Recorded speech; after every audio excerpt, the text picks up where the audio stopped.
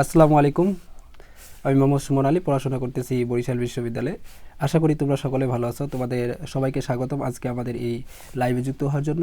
আজকে মূলত আমরা আলোচনা করব এইচএসসি বাংলা প্রথম পত্রের একটি গল্প, অর্থাৎ আমরা মূলত রেইনকোট গল্পটা নিয়ে আলোচনা করব। ইতিপূর্বে আমরা এই রেইনকোট গল্পের উপর প্রথম পর্ব আলোচনা করেছি এবং প্রথম পর্বে মূলত আমরা রেইনকোট গল্পের কিছু অংশ আলোচনা করেছিলাম। তো তার ধারাবাহিকতায় আজকে তোমাদের সামনে আমরা 2 নম্বর পর্ব নিয়ে হাজির হয়েছি এবং আজকের এই পর্বে আমরা রেইনকোট গল্পের যে বাকি যে অংশটুকু আছে সেই অংশটুকু আলোচনা করব। আমরা এই গল্পটা মূলত 3টা পর্বে আলোচনা করব। তো আজকে আমরা 2 নম্বর পর্ব, এই পরবর্তীতে আমরা আরেকটা পর্ব নিব, তারপর এই গল্পটা শেষ করে দেব। তো তাহলে আমরা বেশি সময় নষ্ট না করে আমাদের আজকে যে আলোচনার পর্ব, সেই 2 নম্বর পর্ব রেইনকোট গল্পের, সেটা তাহলে শুরু করি। দেখো, রেইনকোট গল্পটা আমরা প্রথম যে পর্বটা আলোচনা করেছিলাম সেখানে মূলত শেষ করছিলাম যে নুরুল হুদা যে ছিল, যে ব্যক্তিটা, তাকে মূলত মুক্তিযোদ্ধা হিসাবে তাকে সে মুক্তিযোদ্ধাদের সহযোগিতা করছিল এরকম একটা তাদের মধ্যে চিন্তাভাবনা ছিল। অর্থাৎ পাকিস্তানি মিলিটারি বাহিনীরা তারা সন্দেহ করছিল এবং তারা মূলত সন্দেহ করার যে মেইন কারণ হলো তাদের যে কলিগরা ছিল, অর্থাৎ নুরুল হুদার যে কলিগরা, তারা মানে পাকিস্তানিদের ইনফরমেশন দিছিল যে সে তার যে শ্যালক রয়েছে মিন্টু, সে মুক্তিযুদ্ধে আছে এবং সে তাদেরকে নিয়মিত সহায়তা করে। এজন্য মূলত নুরুল হুদাকেও ওনারা একটা সন্দেহ চোখে দেখে এবং এই কারণে তারা একসময় নুরুল হুদাকে তাদের কাছে ডাক দেয় এবং ডাক দেওয়া জরুর এই যে তাদের সেখানে যাবে অফিসে, তার যেখানে সে শিক্ষকতা করতো আর কি, সে কলেজের একজন প্রভাষক ছিল। প্রভাষক বলতে লেকচারার আর কি বলা চলে, মানে রসায়নের নুরুল হুদা। তোমাদের কিন্তু এগুলো আমরা প্রথমে বলছিলাম যে কোন ব্যক্তি কোন বিষয়ের প্রফেসর এবং উর্দুর প্রফেসরকে, ভূগোলের প্রফেসরকে, এই বিষয়গুলো কিন্তু তোমাদের কিন্তু আমরা বলেছিলাম। মূলত সে রসায়নের শিক্ষক আর কি ছিল, যে তাকে পরবর্তীতে কিন্তু ডাকা হয় এবং এখানে যে সে যাবে, এই যাওয়ার পথে আমরা দেখছিলাম সে মিন্টু রেইনকোটটা নিবে এবং এটা নিয়ে বিভিন্ন ধরনের তার স্ত্রীর সাথে কথা আলাপ আলোচনা হবে।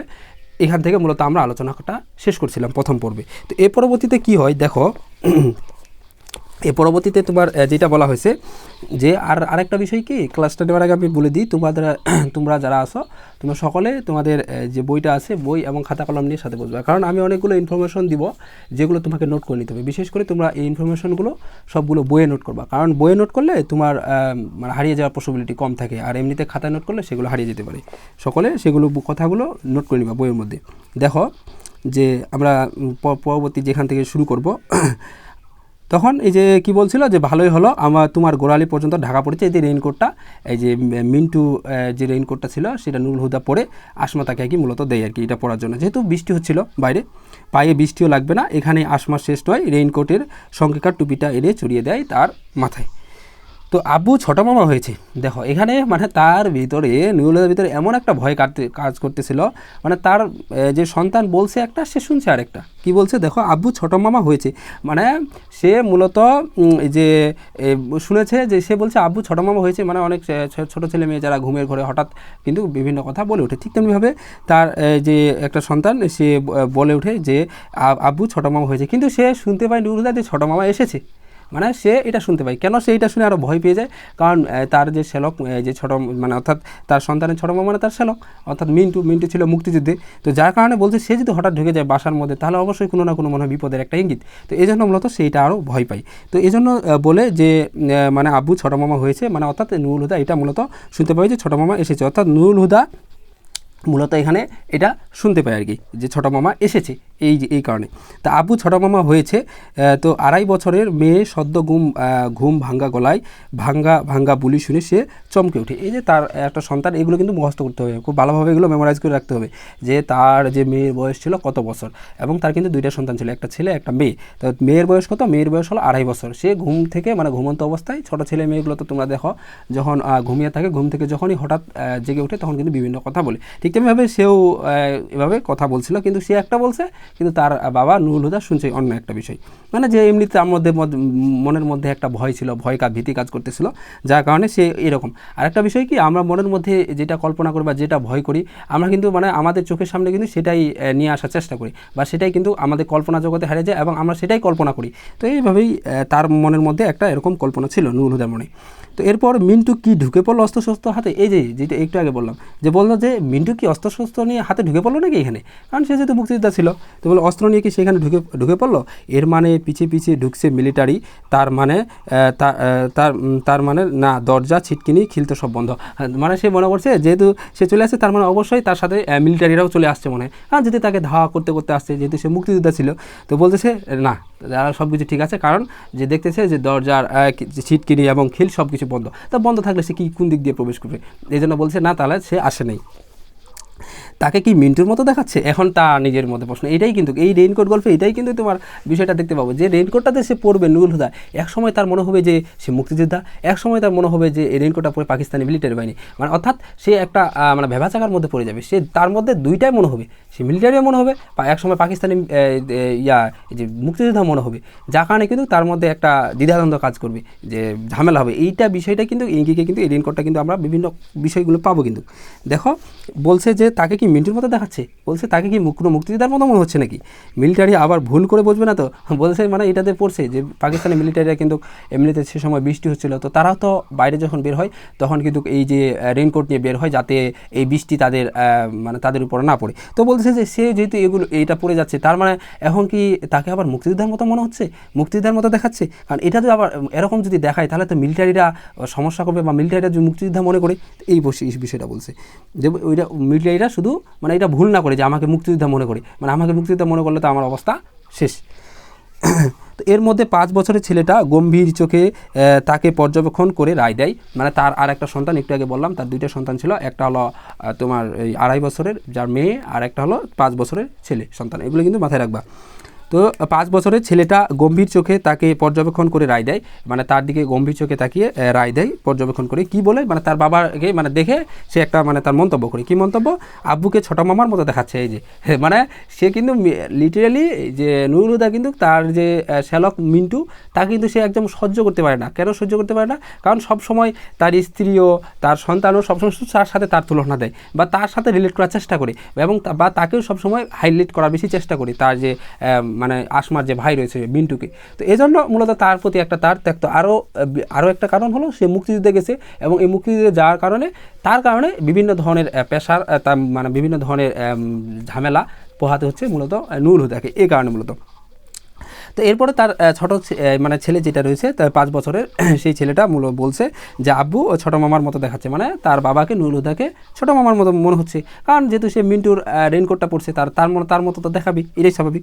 তো আব্বু তাহলে মুক্তিবাহিনী, তাই না, এই কথাটা তার মধ্যে আরও একবার সেই রকম একটা ভয়ের ত্রাস সৃষ্টি করে, যে যখনই বলে যে আব্বু তাহলে মুক্তিবাহিনী, মানে যেহেতু সে মানে মিন্টুর রেইনকোটটা পড়ছে এবং তাকে ছোটো মামার মতো দেখাচ্ছে, আর তার ছোটো মামা হলো মিন্টু হলো মুক্তিযোদ্ধা বা মুক্তিবাহিনী, এখন তাকে তার মতো মানে তার যেহেতু রেইনকোটটা পড়ছে, এই জন্য বলছে যে আব্বু তাহলে মুক্তিবাহিনী, মানে সেও এখন মানে মুক্তিযোদ্ধা একজন আর কি, যেহেতু সে তার রেইনকোটটা পড়েছে এবং তার মতোই দেখাচ্ছে, মানে অর্থাৎ মিন্টুর মতো। এ তো ভাবনার কথা। এখন নুরুল বলছে বাস্তবে এটা তো ভাবনার বিষয়, যেহেতু ওর মতো দেখায় তাহলে তো আমার জীবন নাশের একটা হুমকি থাকতে পারে, কারণ পাকিস্তানি মিলিটারি বাহিনীরা যদি দেখে এই দেশে একটা মুক্তিযোদ্ধার মতো, তাহলে তো আমার অবস্থা শেষ। এই জন্য বলছে এই তো ভাবনার বিষয়, এ তো ভাবনার কথা। ড্রেসিং টেবিলের সামনে দাঁড়িয়ে নিজের নতুন রূপ দেখে সে ভেবাচাকা খেয়ে যায়, ভেবাচাকা বলতে কিং কর্তব্যে বিমূঢ় হয়ে যায়, অর্থাৎ হতবম্ব বা হতবুদ্ধি, মানে সে বলছে বাস্তবে তো আমাকে একজন মুক্তিযোদ্ধার মতো দেখাচ্ছে। তো এই যখন নিজেকে এরকম আয়নার সামনে দেখে, সেইটা দেখে মানে হতবাক হয়ে যায়। না খামাখা মানে হলো অযথা, না খামাখা ভয় পাচ্ছে, বলছে না এটা শুধু অযথাই শুধু আমি ভয় পাচ্ছি, এগুলো বিষয় না। মানে সে নিজেকে এখন এইটা বলে সান্ত্বনা দিচ্ছে, মানে সে একবার নিজেকে ভয় করতেছে, আবার নিজেকে সান্ত্বনা দিচ্ছে যে বৃষ্টির দিনে রেইনকোট গায়ে দেওয়াটা অপরাধ হবে কেন, এখন নিজেকে মানে সান্ত্বনা দিচ্ছে বিভিন্নভাবে। বলতেছে বৃষ্টির দিনে তো গায়ে এটা স্বাভাবিক, এটা সবাই রেইনকোট দেয়, বৃষ্টি পড়তেছে, রেইনকোট দিবে, এটা স্বাভাবিক বিষয়, এখানে মুক্তিযুদ্ধের সাথে কী রিলেট, এরকম নিজেকে সান্ত্বনা দিচ্ছে। মিলিটারিরা কি আর বিবেকবোধাই বলছে এই বিষয়টা কি মিলিটারিতে কোনো মানে জ্ঞানে নাই, তারা কি এই বিষয়টা বুঝবে না যে বৃষ্টি হচ্ছে, মানুষজন রেইনকোট নিয়ে ঘর থেকে বের হবে, এটা স্বাভাবিক একটা বিষয়।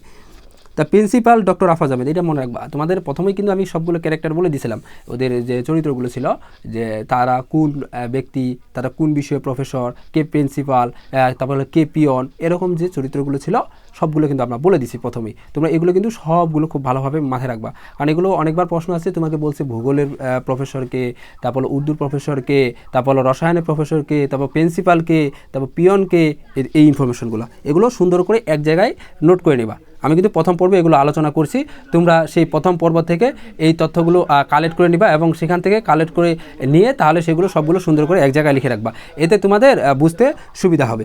তো দেখো আমাদের এরপর যে বিষয়টা ছিল যে প্রিন্সিপাল ডক্টর আফাজ আহমেদ ঠিকই বলে। প্রিন্সিপাল তাহলে কে? প্রিন্সিপাল হলো ডক্টর আফাজ আহমেদ, যে মানে তাদের যে কলেজ ছিল যেখানে সে শিক্ষকতা করতো নুরুল হুদা, সেই কলেজের আর কি। তো প্রিন্সিপাল আফাজ আহমেদ ঠিকই বলে বলতে কি অন্যায়ের পক্ষে সে সমর্থন জানায়। সে এখন বলতেছে এটা যে সে ঠিকই বলতেছে, যে মানে এখন অন্যায়ের পক্ষে সে মূলত এটার সমর্থন জানাচ্ছে। কি বলছে? যে শোনেন, মিলিটারি যাদের ধরে মিছি ধরে না। মানে এই যে কথাটা বলছিল যে প্রিন্সিপাল যে বলছিল তাদেরকে, যে মিলিটারি যাদেরকে ধরে তাদেরকে শুধু এমনিতে ধরে না, অবশ্যই তাদের কোনো না কোনো মানে কার্যক্রম থাকে বা কোনো না কোনো তারা মুক্তি বাহিনীর সাথে কোনো না কোনো সম্পর্ক থাকে বলেই তাদেরকে কিন্তু ধরে।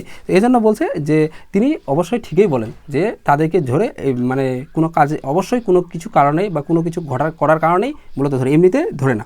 তা বলো সাবভার্সিভ, এটা কিন্তু আমি বাংলা মিনিংটা কিন্তু একসাথে বলে দিই। সাবভার্সিভ অ্যাক্টিভিটিস, এর সঙ্গে মূলত এটার অর্থ লিখে নাও।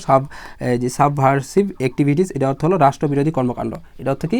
রাষ্ট্রবিরোধী কর্মকাণ্ডর সঙ্গে তার সামহাউ মানে হলো যে কোনোভাবে হোক বা কোনো প্রকারে, যে কোনোভাবে হোক বা কোনো প্রকারে অর আদার ইনভলভ মানে জড়িত নেই। মানে রাষ্ট্রবিরোধী যে কর্মকাণ্ডগুলো রয়েছে সেই কর্মকাণ্ডগুলোর সাথে কোনোভাবে বা কোনো প্রকারেই সে জড়িত না। মানে যে প্রিন্সিপাল যে ছিল ডক্টর আফাজ আহমেদ, সে কিন্তু মূলত ছিল কিন্তু পাকিস্তানের সমর্থক, অর্থাৎ সেই পাকিস্তানিদের একটা রাজাকার বলা চলে এক কথায়। তো সে কিন্তু তাদেরকে বিভিন্নভাবে সহযোগিতা করতেছিল। তো এখন এই যে তিনি যে বলেন যে যাদেরকে ধরে এমনিতে ধরে না, অবশ্যই তাদের কোনো কিন্তু মুক্তিযোদ্ধা বা অন্যান্য কোনো কর্মকাণ্ডের সাথে কিন্তু লিপ্ত থাকে। তো বলতেছে এখন যে সে তো নাই, অর্থাৎ নুরুল হুদা এখন নিজেকে সান্ত্বনা দিচ্ছে, যে বলতেছে যে আমি তো এগুলো এরকম কোনো কার্যক্রমের সাথে রিলেটেড না বা কোনো কার্যক্রমের সাথে আমার তো সম্পর্ক নাই, তাহলে আমাকে কেন ওনারা ধরবে বা আমাকে কেন ওনারা শাস্তি দেবে? আমি তো কোনো এরকম কার্যক্রমের সাথে জড়িত ছিলাম না। তো এরপরে দেখো, এরপরে তা সে তো বাপু এসব থেকে শত হাত দূরে। বলছে এই যে তার মানে নুরুল হুদা তো এইসব যে কর্মকাণ্ড বা কাজ এগুলো থেকে তো অনেক দূরে আছে, এগুলোর কাছেও নেই। তারপর শালা তার বর্ডার ক্রস করলো, মানে শালা তার বর্ডার ক্রস করলো, এটা অর্থ লিখে না ভারত থেকে প্রশিক্ষণ নিয়ে আসলো। মানে অর্থাৎ তার শালা যে মিন্টু ছিল সে মূলত বর্ডার ক্রস করে ভারতে পর্যন্ত গেছিলো। আর সে সময় কিন্তু ভারত কিন্তু মুক্তিযুদ্ধে এ সময় কিন্তু অনেকে বাংলাদেশে যে যা মুক্তিযোদ্ধা ছিল, মুক্তিবাহিনী ছিল, তাদেরকে কিন্তু ট্রেনিং দেওয়া ছিল, প্রশিক্ষণ দেওয়া ছিল, যাতে যুদ্ধে সুন্দরভাবে অংশগ্রহণ করতে পারে, মানে যুদ্ধটা ঠিকভাবে পরিচালনা করতে পারে। ঠিক তেমনিভাবে তার যে শালা ছিল মিন্টু, সে বর্ডার ক্রস করে সেখানে গেছিলো এবং সে যুদ্ধের প্রস্তুতি নেয়। ফিরে এসে দেশের ভেতরে দমাদম মিলিটারি মানে হলো নির্বিচারে, মানে যখনই সেখান থেকে সে যুদ্ধের প্রশিক্ষণ নিয়ে আসে তখন থেকে পরবর্তী থেকে তাদের যে অঞ্চল ছিল সে অঞ্চলে মূলত মিলিটারি মারতে থাকে, কারণ এখন তার প্রশিক্ষণ নেওয়া হয়ে গেছে সুন্দরভাবে। এই জন্য সে মিলিটারিদের এখন আর মারতে কোনো সমস্যা হয় না, কারণ তার সব কিছু ধারণা মানে আছে যে কীভাবে মারতে হয়, কীভাবে যুদ্ধ পরিচালনা করতে হয়, এই বিষয়গুলো।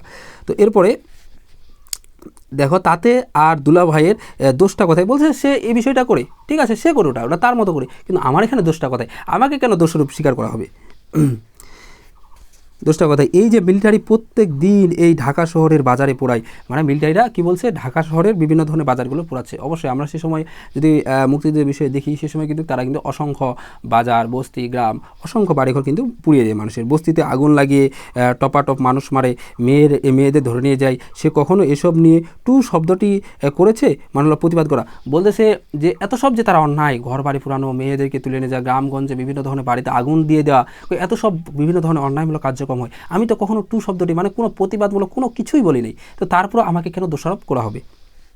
কলেজের দেয়ালে ঘেঁষে প্রিন্সিপালের কোয়ার্টারের পাশে মিলিটারি ক্যাম্প, এটা মনে রাখবা যে মিলিটারি ক্যাম্পটা কোথায় ছিল, এবং জিমনেসিয়াম যেটা ব্যায়ামাগার সেখানে মূলত কিন্তু মিলিটারি ক্যাম্পটা ছিল।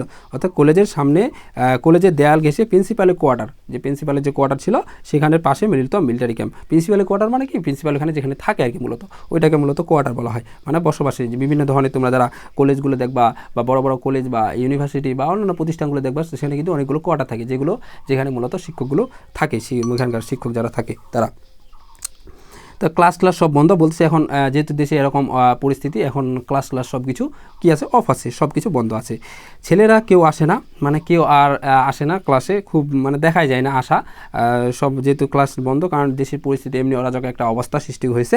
তো বলছে এই জন্য ছেলেরা আর কেউ আসে না, মাস্টারদের হাজিরা দিতে হয়, কিন্তু মাস্টারদের তাদের যে দায়িত্ব সেটা পালন করে যেতে হয়, অর্থাৎ তাদেরকে প্রতিদিন এসে হাজিরা দিয়ে দিতে হয়। তাও বহু টিচার গা ঢাকা দিয়েছে, মানে হলো গা ঢাকা দিয়েছে বলতে গোপনে পালিয়ে যাওয়া, মানে তারা আর এখানে নেই, তারা গোপনে কী হয়েছে, পালিয়ে গেছে। কবে থেকে, মানে অনেক আগে থেকেই অনেক টিচার এরকম আছে যারা গা ঢাকা দিয়েছে, তারা আর এখানে কলেজে আসে না, কলেজের সাথে কোনো আর লেনদেন নেই, মানে যে সে এরকম পরিস্থিতি দেখে তারা মানে তাদের এখানে আর কোনো সংযোগ আর নেই একবারে। বলছে এমনিতে দেশের অবস্থা খারাপ, এখানে গিয়ে জীবন নাশ হবে, এই কারণে মূলত। সে তো রোজ টাইমলি যায়, কিন্তু নুরুল হুদা তার সে কিন্তু এরকমটা ছিল না, সে টাইমলি যায় এবং হাজিরা দেয়, আবার আসে। স্টাফ রুমে কলিগরা ফিস করে, মানে তাদের মতো যে আরও সহকারী বিভিন্ন ধরনের যে শিক্ষক প্রফেসরগুলো ছিল, তারা রুমে ফিস করে কোথায় কোন ব্রিজ উড়ে গেল, কোথায় সব মিলিটারি লাশ পড়েছে ছেলেদের গুলিতে। এই কলেজের কোনো এক ছেলে ফ্রন্টে গেছে, মানে মুক্তিযুদ্ধের নেতৃত্ব দিচ্ছে। ফ্রন্টে মানে কি সামনে যাওয়া, আর সামনে কারা যায়, যারা নেতৃত্ব দেয়। তো এই জন্য বলছে ফ্রন্টে গেছে, কই সে তো এসব আলাপার মধ্যে কখনো থাকে না। মানে যখনই আমরা দেখি যে মানে কয়েকজন মানুষ একত্র হয়, তখন কিন্তু এইসব বিভিন্ন বিষয়ে কথা বলে, যে দেশের অরাজক পরিস্থিতি, দেশের বিভিন্ন ধরনের অবস্থা, এগুলো বিষয়ে কথা বলে, যে দেশে বর্তমানে এটা হচ্ছে, মানে মানুষের এরকম করছে, মিলিটারি বা বিভিন্ন ধরনের মানুষ মারতেছে, তারপর কোথায় কোনো ব্রিজ ভাঙতেছে, এরকম তারা বিভিন্ন ধরনের তারা কলিগরা কিন্তু কথা বলে। কিন্তু নুরুল হুদা তাদের সাথে কখনো অ্যাড হয় নাই, অর্থাৎ তাদের সাথে বসে কখনো এগুলো বিষয়ে কথা বলে নেই। সেজন্য সে বলতেছে যে আমি তো তাদের সাথে এগুলো বিষয়ে কোনো কথা বলে নাই, এগুলো বিষয়ে আলাপ আলোচনা করে নাই, তো তারপরে কেন আমাকে সন্দেহ করবে। তো দেখো, এসব কথা শুরু হলেই আলগোছে মানে হলো কি অবহেলা ভাব দেখি, মানে এটা ইন্টারেস্ট দেয় এরকম এই বিষয়ে। আলগোছে উঠে সে চলে যায় প্রিন্সিপালের কামরায়, মানে সেখানে সে না থেকে সে মানে অবহেলা ভাব দেখে এগুলো তার ভালো লাগে না, এরকম একটা ভাব দেখে সে মূলত কোথায় চলে যায়, প্রিন্সিপালের যে কামরা রয়েছে, সে প্রিন্সিপাল ডক্টর আফাজ আহমেদ যিনি, তার সেখানে সে চলে যায়। তো ডক্টর আফাজ আহমেদ ডক্টর আফাজ আহমেদ কি খ্যাস গলায় হিন্দুস্তান ও মিসক্রিয়ানদের আশু মানে হলো কি দ্রুত ও অবশ্যস্থম্ভী পতন সম্পর্কে নিশ্চিত ভবিষ্যৎবাণী শোনে। মানে ডক্টর আফাজ আহমেদ যে তার একটা মানে খ্যাস কী ছিল, মানে ইয়া ছিল, খ্যাস এক ধরনের গলা মূলত তার ছিল আর কি। তো এভাবে তে বলে যে মানে মিসক্রিয়ান বলতে কি বাংলাদেশে যে মুক্তিযোদ্ধা যারা ছিল, মুক্তি বাহিনী যাদেরকে বলা হয়, বলছে তাদেরকে অবশ্যই পতন হবে, মানে সে একটা ভবিষ্যৎবাণী করছে, বলছে তারা এরকম করতেছে, তাদের অবশ্যই তাদের ধ্বংস হবে, ধ্বংস হবে তাদের, এরকম একটা সে ভবিষ্যৎবাণী করতে যে কে, যে ডক্টর যে আফাজ আহমেদ যে রয়েছে, আফাজ আহমেদের গলায় আর কি। আফাজ আহমেদের খ্যাস গলায় হিন্দুস্তান ও মিসক্রিয়ানদের আশু অবস্থস্থমে পতন সম্বন্ধে নিশ্চিত ভবিষ্যৎবাণী শুনে, মানে এটা নিশ্চিত যে তারা ভবিষ্যৎবাণী এই বিষয়টা এটা শুনে যে তাদের পতন হবে, এরকম তার গলায় আর কি এটা শোনা যায় যে এই বিষয়টা। তো ওই ঘরে তারপর দেখো, ওই ঘরে আজকাল সহজে কেউ ঘেঁষে না। ওই ঘরে বলতে কি, কারণ সেখানে সে হলো পাকিস্তানের পক্ষে। এই যে এই বিষয়টা যে প্রিন্সিপাল যে ছিল, প্রিন্সিপাল ডক্টর আফাজ আহমেদ, তার যে মানে ইয়া ছিল চেম্বারটা যেখানে ছিল সে থাকতো আর কি, সেখানে আজকাল কেউ যায় না। কেন যায় না? কারণ সে তো পাকিস্তানিদের সহায়ক। এখন তারা পাকিস্তানের সহায়ক না, তারা বাংলাদেশের মনে করো পক্ষে ছিল, মুক্তিযুদ্ধের পক্ষে ছিল, এবং যদিও অনেকে এটার কোনো সমর্থন জানায়নি যে ছিল না ছিল, কিন্তু যেহেতু সে মানে একবারে নিশ্চিতভাবে বলা যায় সে পাকিস্তানিদের সহযোগী, তো এখানে গিয়ে তারা তো জীবন নাশের একটা হুমকি থাকতে পারে, যে সেখানে গিয়ে বিভিন্ন ধরনের কথা বললে তারা চটে যেতে পারে, তখন তাদের উপর আক্রমণ হতে পারে, এরকম। এজন্য মূলত তারা কেউ কিন্তু কখনো যে যে রয়েছে আফাজ আহমেদ রয়েছে অর্থাৎ প্রিন্সিপাল, তার কামরায় কিন্তু খুব একটা আনাগোনা ছিল না।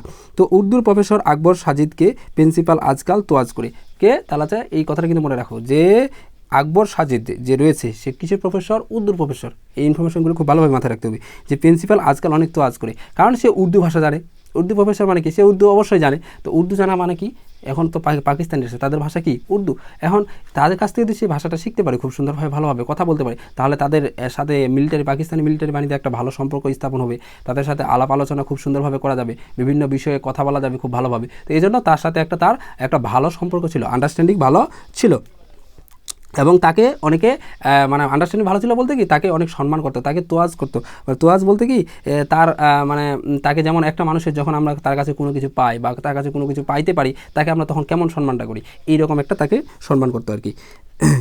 তো এরপরে দেখো মিন্টু ফেলে যাওয়া নাকি রেখে যাওয়া রেইনকোট ঢোকার পর থেকে তার পা শিরশির করছে। মানে শিরশির বলতে কেন করছে? আতঙ্কে। মানে যখনই সে রেইনকোটটা পরছে তার পা কী করছে? শিরশির করছে।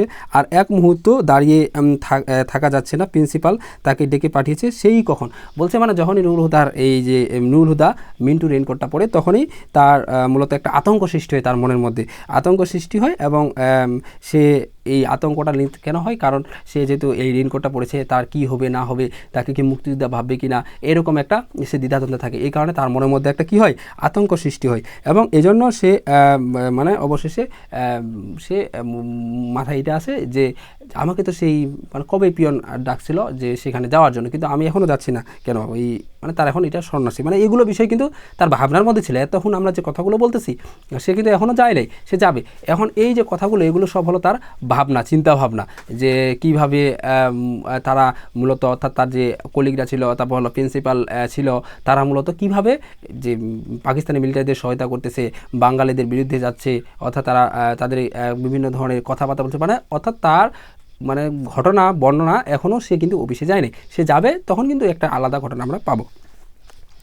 তো দেখো মিন্টুর ফেলে যাওয়া নাকি রেখে যাওয়া রেইনকোটটা এটা পড়লাম। তা রাস্তার একটা রিক্সা নাই, মানে হলো রিক্সা নাই কেন? কারণ তখন বৃষ্টি হচ্ছিল, আর বৃষ্টি হইলে তো তোমার এমনিতেই সে সময় কিন্তু রিক্সা গাড়ি চলাচল খুব কম করে। সো এই জন্য বলতেছে যে রাস্তায় একটা রিক্সা নাই, বৃষ্টি হচ্ছিল তার কারণে তা রিক্সার পড়ুয়া সে এখন করছে না, কারণ সে রিক্সার জন্য এখনও চিন্তা করতেছে না। আর রেইনকোটের মানে তার ওই ভয়টা এখন ভিতরে কিন্তু যায় না, এই জন্য বলছে ওইটার জন্য সে চিন্তা করতেছে না। রেইনকোটের ভেতরে হাঁটতে হাঁটতে বাস স্টেশন যেতে তার কোনো অসুবিধা হবে না। বলছে এই রেইনকোটটা থেকে হাঁটতে হাঁটতে বাস স্থানে যেতে খুব একটা আশা করি সমস্যা হবে না, কাছে বেশি দূরে না, একটু হাঁটে যাওয়া যাবে।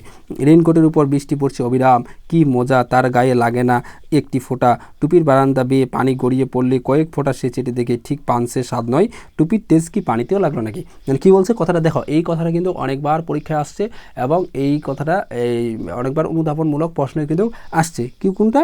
যে টুপির তেজ কি পানিতেও লাগলো নাকি, এটা বলতে কি বোঝানো হয়েছে? দেখো আবার বলতেছি, তোমার লাইনটা বোঝা যাতে যাতে তোমরা খুব সুন্দরভাবে বুঝতে পারো।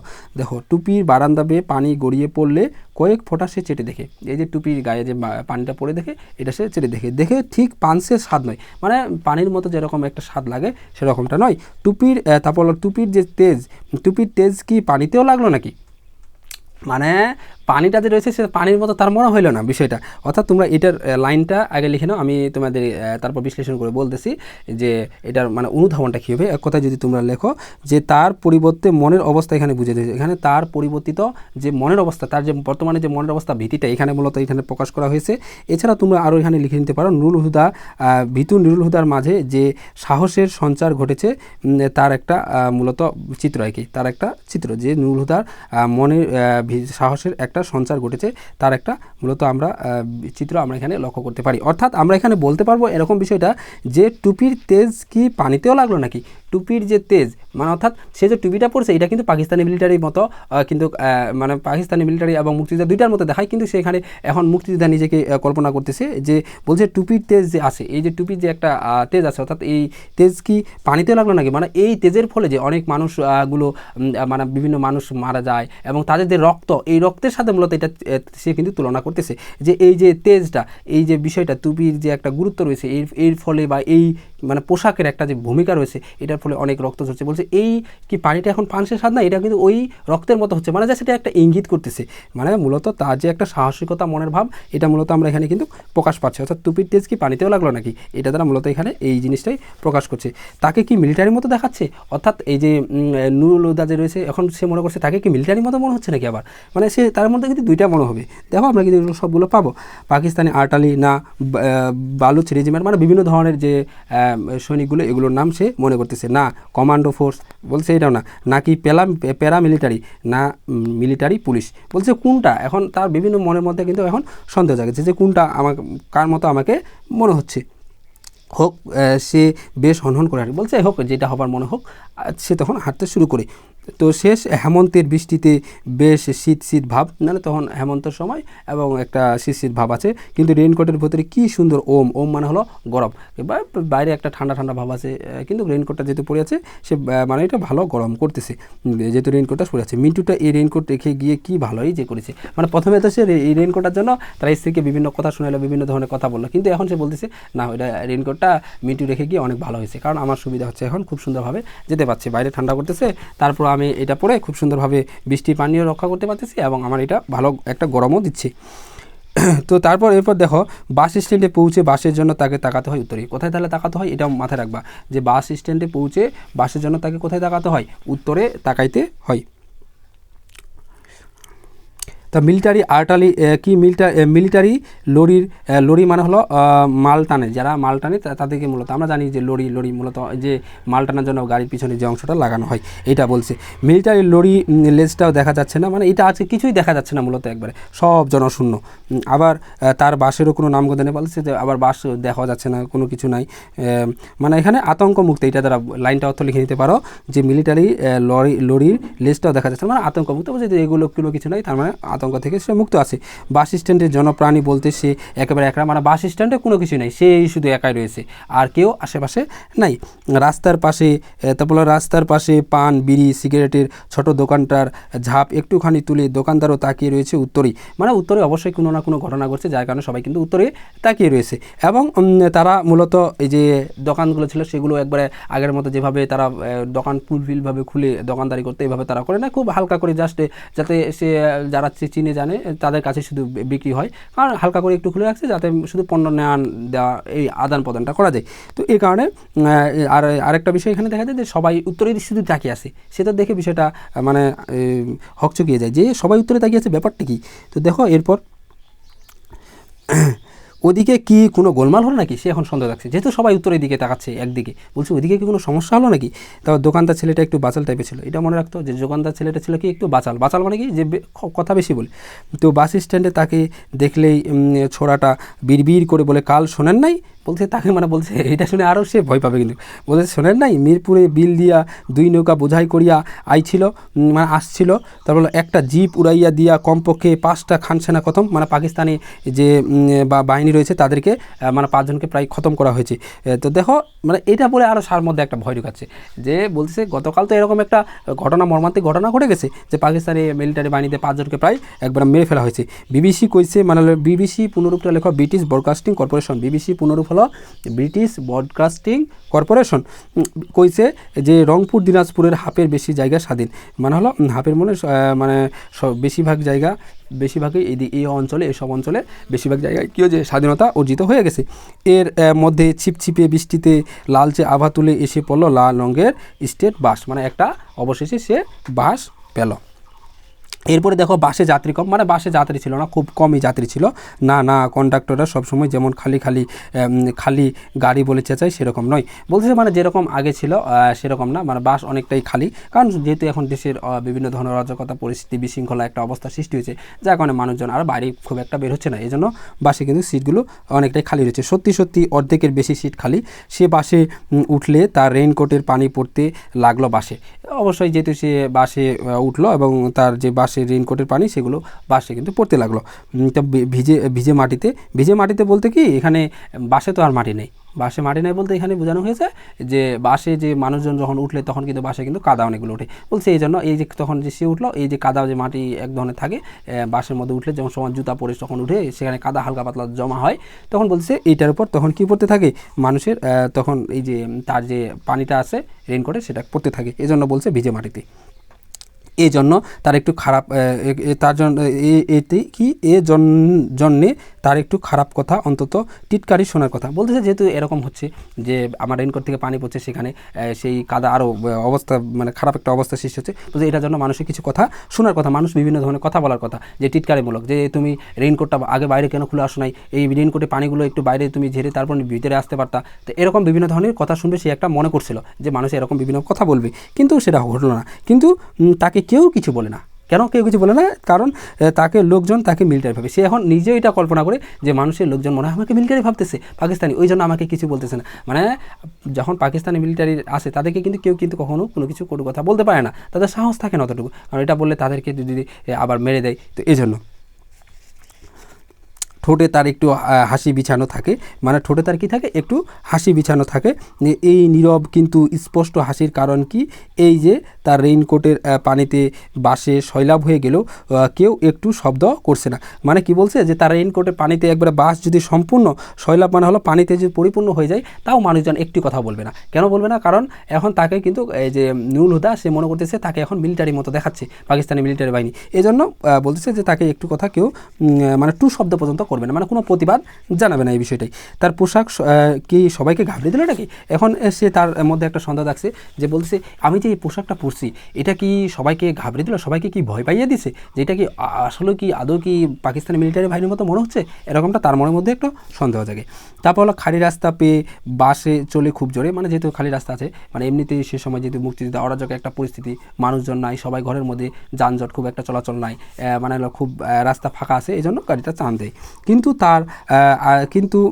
তার আসনটি সে নির্বাচন করতে পারছে না, মানে অনেক সিট খালি থাকায়, অনেকগুলো সিট যখন আমরা দেখি যে অনেকগুলো অপশন আছে, তখন কিন্তু আমরা একটা সঠিক অপশন চয়েস করতে পারি না। তো তার মধ্যে এরকমটা হলো, যখন দেখতেছে অনেকগুলো সিট, এই জন্য সে সঠিকটা নির্বাচন করতে পারছে না। টলতে টলতে একবারে একটা সিট দেখে পছন্দ হয় না বলে ফের ওই সিটের দিকে যায়, মানে এখানে বসলাম 1 মিনিট থাকলাম, ভালো লাগলো না, আবার অন্য সিটে চলে গেলাম, এরকম তার মধ্যে হয়েছে।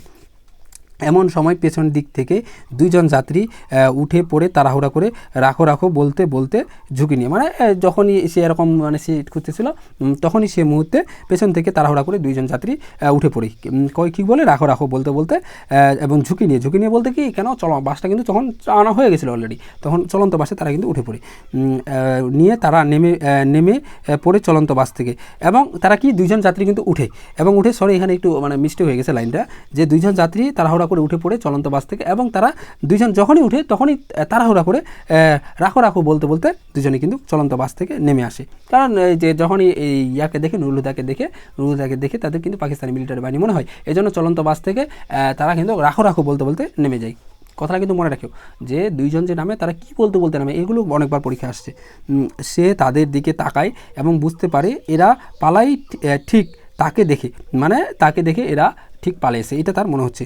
লোক দুইটো নিশ্চয়ই ক্রিমিনাল মানে হলো কি, অপরাধী। ক্রিমিনাল মানে কি, অপরাধী, অর্থাৎ লোক দুটো অবশ্যই কোনো না কোনো মনে হয় অপরাধ করেছে বা অপরাধের সাথে জড়িত, এই জন্য তাকে দেখে চট করে নেমে গেল।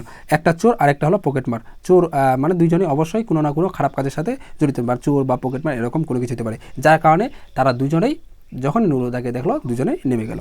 কিন্তু দুটোই চোর অথবা দুটোই পকেটমার, মানে তার মনের মধ্যে একটা সন্দেহ হলো যে দুটোই চোর অথবা দুটোই কি, পকেটমার। নাম্বার মুহূর্ত দুটোর মধ্যে সর্দার টাইপেরটা তার দিকে পেছনে ফিরে তাকালো, যে সর্দার ছিল তার দিকে একবার তাকালো, কার দিকে, নুরুল হুদার দিকে, মানে একটা সন্দেহভাব দেখে যে সে কি পাকিস্তানি মিলিটারি বাহিনী। কারণ আমরা যদি চোর বা এগুলো যদি, মানে এটা কিন্তু সব কিন্তু অনুমান, এটা কিন্তু এই যে সে বলতেছে চোর পকেটমার, এগুলো কিন্তু নুরুল হুদার অনুমান, এটা তারা নাও হইতে পারে, এটা জাস্ট সে অনুমান করতেছে। সেই চোখ ভরা ভয়, কেবল ভয়, মানে তাকে দেখে তাদের অনেক ভয় হচ্ছে। এখন এটাও হইতে পারে যে নুরুল হুদার যে উক্তিটা, এটার বিপরীতে এটাও হইতে পারে যে যারা ছিল, মানে 2 জন ব্যক্তি যারা চললো আর কি বাসের মধ্যে, তাদের দেখে পাকিস্তানি মিলিটারি ভাবছে, এখন পাকিস্তানি মিলিটারিদের সবাই ভয় করে, তো এটাও কিন্তু হইতে পারে। সিট বেছে নিয়ে, জুৎসই মানে হলো কি সুবিধাজনক, সিট বেছে নিয়ে সে ধপাস করে বসতে ফমে ফস করে আওয়াজ হয়, মানে ফমে একটা ফার্স্ট যখনই আমরা কোনো একটা ফর্ম সিটে বসি তখন কিন্তু একটা আওয়াজ বের হয়। তো বলতেছে যখনই এরকম সে বসে পড়ে তখনই কিন্তু একটা কী হয়, আওয়াজ হয়, এবং তাতেই ঘাড় ফিরিয়ে তাকাই সামনে সিটে বসা 3 জন যাত্রী, মানে যখনই সে এভাবে ফস করে একবারে বসে তখনই সামনে যে 3 জন যাত্রী ছিল তারা তার দিকে তাকায়। এদেরও সে ঠিক চোর অথবা পকেটমার বলে শনাক্ত করে ফেলে, মানে সে এখন যাকে দেখছে তাকে সন্দেহ করতেছে, কারণ সে এখন নিজেকে কীভাবে পাকিস্তানি মিলিটারি, এখন তাকেই মানে নুরুল থেকে যে ভয় করে, সে তাকেই মূলত সন্দেহ চোখে দেখে যে সে অবশ্যই কোনো না কোনো খারাপ কাজের সাথে জড়িত, চুরি, পকেটমার, বাটপাড়ি, যেটাই হোক বিভিন্ন এরকম কাজের সাথে জড়িত, এই জন্য তার মধ্যে মানে একটা মনের মধ্যে কী থাকে, সন্দেহ জাগে। কিংবা মিলিটারি কোনো বস্তিতে আগুন লাগিয়ে চলে এলে এরা ছোটে সেখানে লুটপাট করতে। মানে এই যে তিনজন যে যাত্রী যে সেখানে ধপাস করে বসে তখন তার দিকে তাকায়, সে বলতেছে যখনই কোনো এলাকায় মিলিটারিরা লুটপাট মানে করে আগুন লাগিয়ে যায় কোনো বস্তিতে, তখনই এরা যায় মূলত সেখানে কি করতে, লুটপাট করতে। অথবা মিলিটারি কোথাও লুটপাট করলে এরা গিয়ে উচ্ছিষ্ট কুড়ায়, মানে সেখানে গিয়ে অবশিষ্ট যে অংশ থাকে, উচ্ছিষ্ট মানে অবশিষ্ট, সেখানে মিলিটারি আগুন জ্বালিয়ে দেওয়ার পর যে বিভিন্ন ধরনের যে আরও এক্সট্রা জিনিসপত্রগুলো থাকে এগুলো তারা কুড়ায়। তিনটেই পরের স্টপেজে নামার জন্য অনেক আগেই ধরফর করে উঠে দাঁড়ায় এবং বাস থামার সঙ্গে সঙ্গে নেমে পড়ে ঝটপট পায়। মানে যখনই তারা এরকম দেখে তখনই তারা মূলত নামার জন্য ঝটপট করতে থাকে এবং যখনই পরে স্টেশনে আসে তখনই তারা কিন্তু চট করে নেমে যায়। এবং তিনটাই ক্রিমিনাল একটাও তার দিকে ফিরে তাকায় না। মানে এখন তার দিকে প্রথমবার যে দেখছে আর এই পরবর্তী তার দিকে আর তাকায় না নুরুল হুদার দিকে। মানে অবশ্যই নুরুল হুদা এই জন্য তাকে সন্দেহ চোখে দিচ্ছে, মানে তাদেরকে সন্দেহ মনে করতেছে। অবশ্যই তারা কিন্তু এরকম কর্মী বা এরকম কাজ করে থাকে এবং এই বিষয়টা কিন্তু সব নুরুল হুদা অনুমানে, তারা এরকমটা নাও হইতে পারে। মানে এরকমটা নুরুল হুদা কল্পনা করার কারণ কি, তারা যেহেতু একটা সন্দেহ চোখে দেখতেছে এই কারণে মূলত। তারপর দেখো, তার মানে তাকে বেশ ভয় পেয়েছে সব বলেই তার সঙ্গে চোখাচোখি এড়াতে এদের এত কষ্ট। বলতেছে যে অবশ্যই তাহলে নুরুল হুদাকে মনে হয় তারা অনেক ভয় পেয়েছে, যার কারণে নুরুল হুদার চোখে কেউ চোখ রাখতে পারছে না, যার কারণে কিন্তু অনেকে তার সাথে চোখ রাখতে পারতেছে না এবং যখনই একবার দেখতেছে তখনই নুরুল হুদার সাথে আর থাকতেছে না, তারা সবাই কী করছে, বাস থেকে নেমে যাচ্ছে, মানে যারা বিশেষ করে বিভিন্ন ধরনের অপরাধের সাথে জড়িত।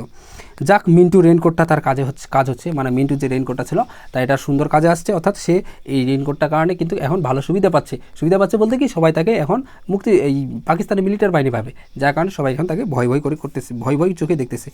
চোর ছেঁচড়া পকেটমার সব কেটে পড়ছে, ভালো মানুষরা থাক, সে বেশ সৎসঙ্গে চলে যাবে একবারে কলেজ পর্যন্ত। বলছে যে খারাপ মানুষ যারা আছে বা যারা চোর বাটপার এরা সবাই তো নেমে গেল, সবাই যাক, শুধু যারা ভালো মানুষ আছে তারাই শুধু আমার সাথে থাক, বা তাদের সঙ্গে সে সুন্দরভাবে কলেজ পর্যন্ত চলে যাবে। আসাদ গেট বাস স্টপে ঝিঝির বৃষ্টিতে দাঁড়িয়ে অপেক্ষা করছিল বেশ কয়েকজন মানুষ। এই যে আসাদ গেট যখনই সেখানে যাই, সেখানে মূলত বাস স্টপে ঝিরঝির তখনও বৃষ্টি হচ্ছিল, এই বৃষ্টিতে দাঁড়িয়ে অপেক্ষা করছিল মূলত কয়েকজন মানুষ। সেখানে কয়েকজন মানুষ ওয়েট করতেছিল, ছাতা হাতে, কেউ নিজ ছাতার নিচে, আবার ছাতা ছাড়া অনেকে অন্যের ছাতার নিচে মাথা অন্তত খানিকটা পেতে দিয়ে বৃষ্টির ছাড় থেকে আত্মরক্ষা করতে শরীরগুলোকে আঁকাবাঁকা করছিল। তো এখনকার কিন্তু আমরা আরেকটা বিষয় দেখি যে ছাতাগুলো কিন্তু খুব ছোট ছাতা, কিন্তু তখনকার ছাতাগুলো ছিল কিন্তু অনেক বড় ছাতা। কিন্তু তোমরা যদি তোমাদের দাদা দাদি বা যারা আগেকার মানুষগুলো ছিল তাদের কাছে শুনে থাকো বা দেখে থাকো, এখনও অনেক থাকতে পারে। তো তখনকার ছাতাগুলো একটা ছাতার মধ্যে 2-3জন মানুষ থাকতে পারতো, কিন্তু এখন যদিও সম্ভব হয় না। তো বলছি এরকম যে তাদের যে ছাতাগুলো ছিল সেখানে মানুষগুলো বৃষ্টির পানিতে সেখানে বাস স্টপেজে তো সেখানে মানুষগুলো মূলত সেই ছাতায় আঁকাবাঁকি করতেছিল যাতে তাদের পর বৃষ্টি পানি না পড়ে। একটা ছাতার মধ্যে মনে করো 2জন বা 3জন ছিল এরকম। বাস থামালে সে দেখলো একে 9জন প্যাসেঞ্জার বাসে উঠলো। খুব খুব খুব মনোযোগ সহকারে কথাগুলো মাথায় রাখবা যে কয়জন প্যাসেঞ্জার মানে বাসে উঠছিল, ঠিক 9জন প্যাসেঞ্জার বাসে উঠলো। 9জন প্যাসেঞ্জার, কয়জন প্যাসেঞ্জার, 9জন প্যাসেঞ্জার। সে বেশ খুঁটিয়ে সবাইকে দেখে, মানে সবাইকে সে সুন্দরভাবে পর্যবেক্ষণ করে, যেহেতু 9জন প্যাসেঞ্জার উঠলো, তো তার দিকে তাকিয়ে 9জনের 3জন আরে রাখো, মানে 3জন কি রাখো, তারপর একজন রোখো বলতে নেমে পড়লো। তার মানে 9জনের মধ্যে কয়জন গেল, 4জন কিন্তু চলে গেল 9জনের মধ্যে। আর কয়জন আছে তাহলে, আর 5জন আছে। তাহলে 3জন, এই কথাগুলো কিন্তু মনে রাখবা। রাখো বলতে কয়জন নেমে গেল, 3জন। আর রোখো বলতে কয়জন, 1জন। শেষের জন বোধ হয় এমনি অর্ডিনারি চোর মানে সাধারণ চোর। অর্ডিনারি আমরা জানি সাধারণ চোর বা একটা নিয়মিত বা প্রচলিত যে একটা চোর থাকে সেরকম চোর আর কি। তার মনে হলো এগুলো সব কিন্তু তার কল্পনা। ছিচিরে চোর হওয়ার সম্ভাবনাই বেশি, যেহেতু তাকে দেখে সবাই ভয় পাচ্ছে, এজন্য সে নুরুল হুদাও এই জিনিসটা তাদেরকে মনে করতেছে। অবশ্যই তারা মনে হয় এরকম বিভিন্ন অপরাধের সাথে বা বিভিন্ন খারাপ কাজের সাথে জড়িত। আর প্রথম 3টে কোথাও সুন্দরী মেয়ে মানুষ দেখলে মিলিটারিদের খবর দেয়, কিংবা মিলিটারির কাছ থেকে বন্দুক নিয়ে পাকিস্তান জিন্দাবাদ স্লোগান দিয়ে মহল্লায় ঘুরে আর সুন্দরী মেয়েদের ধরে এনে পৌঁছে দেয় মিলিটারি ক্যাম্পে। বলতেছে যে বাকি আর যে 3জন নেমে গেল, এই 3জন মনে হয় এরকম যখনই সুন্দরী কোনো মেয়ে দেখে তাদেরকে সেখানে থেকে ধরে নিয়ে আসে পাকিস্তানি মিলিটারি বাহিনীর কাছে বা পাকিস্তানি মিলিটারি বাহিনীদের কাছে, তাদের বিভিন্ন খবরাখবর বা পাকিস্তানি জিন্দাবাদ এরকম কথা বলতে থাকে এবং তাদেরকে বিভিন্ন খবরাখবর পৌঁছে দেয় এইগুলো বিষয়ে। এগুলো হলো রাজাকার। রাজাকার হচ্ছে কিন্তু আমরা যদিও খারাপভাবে দেখি, কিন্তু রাজাকার শব্দটা কিন্তু ভালো বলতে কি রাজাকার মানে হলো স্বেচ্ছাসেবী। কিন্তু এখন রাজাকার এখানে খারাপভাবে ইউজ করা হয় কেন? কারণ তারা স্বেচ্ছাসেবী করছে, ঠিক আছে, কিন্তু তারা করছে দেশের বিরুদ্ধে আর কি। এই জন্য এটাকে মূলত ভালো চোখে দেখা হয় না, অর্থাৎ বিশ্বাসঘাতকতার খাতিরে এটা চোখে দেখা হয়। ফের নতুন করে অপরাধী মুক্ত বাসে যেতে এখন ভালোই লাগছে, মানে বলতেছে যেহেতু এখন সবগুলো অপরাধী যারা ছিল তারা সবাই নেমে গেল, এখন খুব শান্তিমতো আমি যেতে পাবো। জানালার বাইরে বৃষ্টি আশ উঠছে, ঠান্ডা হাওয়া, গাছপালা, লোকজন, দোকানপাট ও বাড়িঘরের উপর ট্রান্সপারেন্ট আবরণ। ট্রান্সপারেন্ট আবরণ মানে হলো স্বচ্ছ আবরণ। এই ওয়ার্ড মিনিংটা অনেকবার পরীক্ষা পড়ছে, এই ওয়ার্ডটার অর্থ অনেকবার পরীক্ষা আসছে। যে ট্রান্সপারেন্ট অর্থ কি? স্বচ্ছ আবরণ। দেখে তার এক্সট্রা ভালো লাগে, মানে যেহেতু বৃষ্টি হচ্ছে, সবগুলো বৃষ্টির পানির কারণে সব ধুয়ে, ময়লা আবর্জনা যা কিছু ছিল সব ধুয়ে মুছে চলে গেছে, এবং সবগুলো একটা সুন্দর পরিবেশ, খুব ভালো পরিবেশ। তুমি যখন দেখবা বৃষ্টি হচ্ছে তখন কিন্তু দেখবা এলাকাটা খুব পরিষ্কার পরিচ্ছন্ন থাকে, গাছপালা সবগুলো, কারণ তখন একবারে সব কিছু পরিষ্কার হয়ে যায়, সব কিছু ময়লা আবর্জনা ধুয়ে মুছে নিয়ে চলে যায়। তো এই বিষয়টাও যখন নুরুদা দেখে তাকেও অনেকটা কী করে ভালো লাগে। সমস্ত ভালো লাগাটা চির খায়। বাস হঠাৎ করে ব্রেক কষলে তখন তাকে তাকাতে হয় বায়ে। চোখ পড়ে নির্মাণ মানে হলো নির্মাণ হচ্ছে কেবল, মানে পুরোপুরি শেষ হয় নাই, মসজিদের ছাদের দিকে। দরজা থেকে ঠান্ডা হাওয়া এসে লাগে তার মুখে এবং নাকের ভিতর দিয়ে সেই হাওয়া ঢুকে বুকে, সেখানে ধাক্কা লাগে। মানে তার যে এই যে যখনই সে এরকম একটা দেখে মসজিদে, সেখানে দেখে একটা তার ভীতির একটা আভাস তার মধ্যে ঢুকে। এই কথাগুলো দ্বারা যেটা আমরা প্রকাশ পাচ্ছি, সেখানে কিন্তু একটা ঘটনা ঘটবে, অর্থাৎ পাকিস্তানি মিলিটারি বাহিনী সেখানে মসজিদে ইমামকে মূলত সেখানে মেরে ফেলবে। কিন্তু যার কারণে সে এই বিষয়টা যখনই দেখে, যখন একটা কোনো এরকম মর্মান্তিক ঘটনা দেখবো আগে চোখে আমরা, দেখার পর পরবর্তীতে বা শুনবো, তার পরবর্তীতে যখন ওই জায়গা দিয়ে আমরা যাবো বা সেই জায়গা দিয়ে পর্যবেক্ষণ করবো, তখন কিন্তু সেই বিষয়টা যখন দেখবো তখন কিন্তু একটা মনের মধ্যে ভয় বা ভীতি কাজ করবে। তো সেরকম তার মধ্যেও করছিল। ক্র্যাকডাউনের রাত বলতে কি 1971 সালে 25শে মার্চ যে রাত, এইটাও কিন্তু অনেক অনুধাবনমূলক প্রশ্নে আসছে যে ক্র্যাকডাউন রাত বলতে কি বোঝায়, বা বলতে কোন রাতকে বোঝানো হয়েছে ব্যাখ্যা করো। তাহলে ক্র্যাকডাউন রাত বলতে 1971 সালে কি সাত 25শে মার্চে যে রাত, সেই রাতটা কথা বলা হয়েছে। সেই রাত কেটে ভোর হলে মিলিটারি গুলিতে এই মসজিদের ছাদ থেকে পড়ে গিয়েছিল মুয়াজ্জিন সাহেব। এই যে মিলিটারিরা গুলি মারে এবং গুলিতে সে মারা যায়, যে মুয়াজ্জিন যে ছিল। ঠান্ডা হাওয়া, ধাক্কা, রেনকোটের তাপে এতটাই গরম হয়ে ওঠে যে মনে হয় ভিতরে বুঝি আগুন ধরে গেল, মানে তার মনের মধ্যে একটা অস্থিরতা কাজ করতে শুরু করে। মসজিদের উল্টো দিকে বাড়িতে 3 তলায় থাকতো তখন তারা, আর যখন এরকম ঘটনা সেখানে ঘটছিল তখন কিন্তু সে মসজিদের বাড়ির মানে উল্টো দিকে কততলায় 3 তলায় তারা থাকতো। রাতভর ট্যাঙ্কের হুঙ্কার আর মেশিন গান আর স্টেট গানের ঘেউ ঘেউ মানে এখানে মানে তাদের যে শব্দটা, এই শব্দটাকে টিটকারিমূলকভাবে কথা বলছে, এই জন্য বলছে ঘেউ ঘেউ। আর মানুষের কাতরানিতে তাদের কারো ঘুম হয়নি সে রাতে, মানে সে রাতে মানে সেই রকম নির্মমভাবে মানুষদের উপর মারা হয়েছে, অনেক মানুষকে হত্যা করা হয়েছে। এই বিষয়গুলোর জন্য মানে তাদের কখনো সে রাতে মানে তারা সে রাতে ঠিকভাবে ঘুমাইতে পারেনি। ছেলে মেয়েদের মায়ের সঙ্গে সে শুয়েছিল খাটের নিচে, মানে তারা খাটের উপরও পর্যন্ত শুতে পায়নি, এমন ভীতি কাজ করলে তারা খাটের নিচে সবাই শুয়েছিল। মানে হঠাৎ যদি পাকিস্তানি মিলিটারিরা চলে এসে যে দেখে ঘরের মধ্যে কেউ না, তারা ফিরে যেতে পারে, কিন্তু এই জন্য মূলত তারা কী করছিল, যে খাটের নিচে সবাই শুয়েছিল। ভোরবেলা মিলিটারি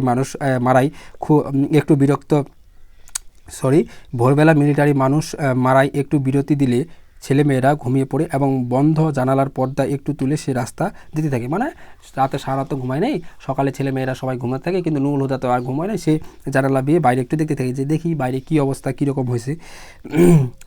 তো দেখতে থাকি, রাস্তার উপরে মসজিদের ছাদে মুয়াজ্জিন সাহেব দাঁড়িয়েছিল আজান দিতে, মানে তখন মুয়াজ্জিন উপরে আজান দিতে দাঁড়িয়েছিল, এবং সাধারণ জুম্মার নামাজটা সে নিয়মিত পড়ে। তবে সেই ভোরে তার আজান শুনতে ইচ্ছে করছিল খুব, এবং তার আজানটা শুনতে ইচ্ছে করছিল, কারণ যেহেতু আর মানুষ কি মরণের সময় সবাইকে সৃষ্টিকর্তা বা আল্লাহকে কিন্তু সবাই স্মরণ করতে চায়। তো এরকম সেও কিন্তু যে মুয়াজ্জিন যখন আজান দিয়েছে তখন সে বলতেছে এটা আমার অনেকটা শোনার ইচ্ছা হচ্ছিল সেদিন। তো তখন মুয়াজ্জিন আজান দেওয়াটা সম্পূর্ণ দেখবে বলে সে জানালার ধার থেকে সরে না, মানে সে তার আজানটা শুনবে এরকমটা সে মানে সেখান থেকে সরে না, সে দেখে আছে, সে আজানটা খুব সুন্দরভাবে শুনবে আর কি। সারা এলাকায় ইলেকট্রিসিটি নষ্ট, মসজিদে মাইক্রোফোন অকেজো, মানে এই কারেন্ট নেই, সব কারেন্ট নষ্ট করে দিছে, এবং মসজিদে মাইক্রোফোন আর কাজে নেই। মুয়াজ্জিন সাহেব গমে গলায় যতটা পারে জোর দিয়ে বলে উঠল আল্লাহু আকবার। দ্বিতীয়বার আল্লাহ মহত্ব ঘোষণা করার সুযোগ তার আর মেলেনি। এর আগেই সম্পূর্ণ অন্যরকম ধ্বনি করে লোকটা পড়ে যায় রাস্তার উপর, মানে সে আর দ্বিতীয়বার বলার সুযোগ পায়নি, তার আগেই পাকিস্তানি মিলিটারি বাহিনী তাকে গুলি করে। তারপর সেদিন সকালে বৃষ্টি ছিল না, আজ বৃষ্টি সকালে। মিলিটারি কি ওই দৃশ্য পূর্ণ ঘটনা পয়তারা করতেছে?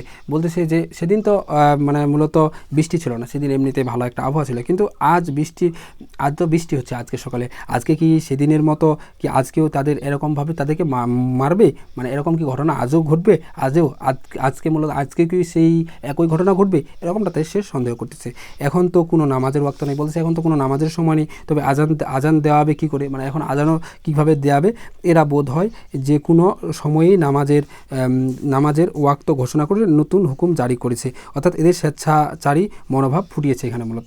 অর্থাৎ এখানে আরেকটা বিষয় কি তোমাদের বলে দিই, যে পাকিস্তানি মিলিটারি বাহিনীরা মূলত যে আজান দেওয়ার সময় পরবর্তীতে মানুষদেরকে হত্যা করে কেন? কারণ তারাও তো মুসলিম ছিল, কিন্তু তারা এই বিষয়টা নেগেটিভভাবে যেভাবে নিত যে আজান দিয়ে মানুষদেরকে মূলত নামাজ পড়তেছে, ঠিক আছে, সৃষ্টিকর্তা করতেছে, কিন্তু তারা এর ফাঁকে ফাঁকে তারা মূলত সবাই বসে মিটিং করে পাকিস্তানিদের কীভাবে হটানো যায়, তাদের কীভাবে যুদ্ধ পরিচালনা করা যায়, এগুলো করতে। কিন্তু এমনিতে কিন্তু সবগুলো মানুষ একত্রে জড়ো হওয়া কিন্তু মুশকিল, কিন্তু যখন আজান দিয়ে সবাই কিন্তু নামাজ পড়তে আসে এবং নামাজ পড়তে এসে সবাই কিন্তু সুন্দরভাবে আলাপ আলোচনা করতে পারে, মিটিং করতে পারে খুব ভালোভাবে। তো এই জন্য মূলত তারা পাকিস্তানিরা এই বিষয়টাকে অনেক নেগেটিভভাবে দেখে, যে সবাই একত্র হয়ে মূলত নামাজ পড়তেছে এবং নামাজ পড়ে পরবর্তীতে এইরকম কথাবার্তা বলতেছে, তারা মিটিং করতেছে আমাদের বিরুদ্ধে। তো এই বিষয়টার জন্য মূলত তারা কিন্তু যে মুয়াজ্জিন যে ছিল তাকে আজান দেওয়ার সময় কিন্তু গুলি করে হত্যা করে। তো এই ছিল মূলত আমাদের আজকের পর্ব, 2 নম্বর পর্ব। আমরা রেইনকোট গল্ফের 3টা পর্ব আলোচনা করব। তো আজকের পর্বটা আমরা এখানে শেষ করলাম, 2 নম্বর পর্ব। এই পরবর্তীতে আমরা 3 নম্বর পর্ব আলোচনা করব। তো পরবর্তী পর্ব দেখার আমন্ত্রণ জানিয়ে আজকে এখানে শেষ করতেছি। সবাই ভালো থাকবা, সুস্থ থাকবা। আসসালামু আলাইকুম।